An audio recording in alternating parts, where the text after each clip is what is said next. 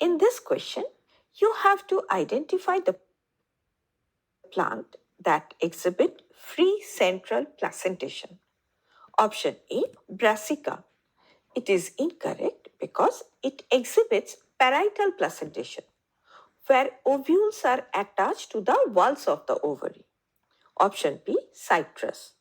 It is also incorrect because it exhibits axial placentation. That is, ovules are attached to a central column in a multilocular ovary. Option C, Dianthus. Now, Dianthus exhibits free central placentation, where ovules are attached to the central column in a unilocular ovary, and the column is not connected to the ovary walls. Hence, it is the correct option. Option C, Argemone. It is also incorrect because it exhibits parietal placentation.